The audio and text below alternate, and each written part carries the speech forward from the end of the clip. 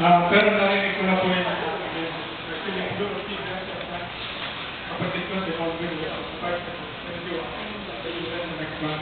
nag-file na sabay ginawa na.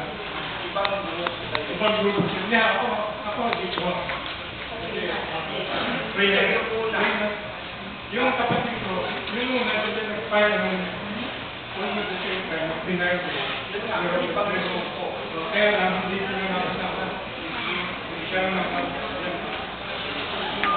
Kasi nung nag-file tayo ng 98, hindi lang yung walang J-Monster 8 noon. Iisang grupo lang tayo. Sama-sama tayo. Ngayon, yung ibang nag-file ho ay iba. Nag-file sila ng pansarili nila. Hindi si Robert Swift ang gusto nilang abogado. Merong kumuha po ng ibang abogado. Yung grupo ni Joe Masison. Mga 5 yata yun o 6. Merong mga isang grupo yun. Meron another group, yung mga grupo ng mga professor sa UP, ng mga 21 yata yun o 23.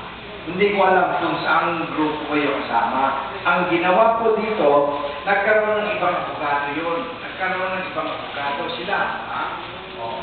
Ngayon, sama-sama na nagkaroon ng hearing. Kaya nga, ang tawag natin dito ay MDL 840. Yung main case. Yun ang grupo ni Robert Swift.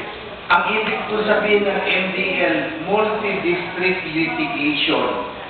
Kasama lahat sila nagkaroon ng hearing.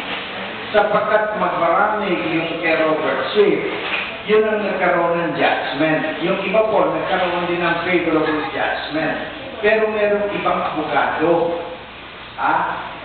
So, hindi po namin pwedeng pakialaman yung may sarili kayong abogado Palso po yun. Sapagkat na hindi namin pwedeng pakialaman yun, yung may sarili kayong abogado doon Hindi namin inaalam yun. Bagaman at nagkaroon ng judgment sila. Tayo, yung karamihan, majority, yung Kerosip, siya na-elect na lead counsel. Sapagkat mas marami yung kanyang firman.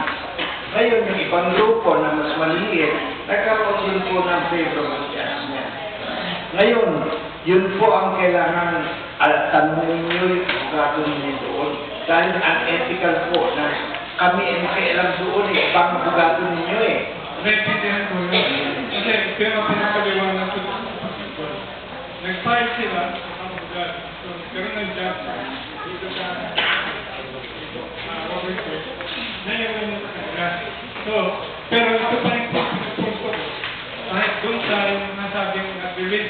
Kasi yung the words of Serdam, nabilis. Yung dalawang rito na natanggal. From the 9 counts. Ako, personally,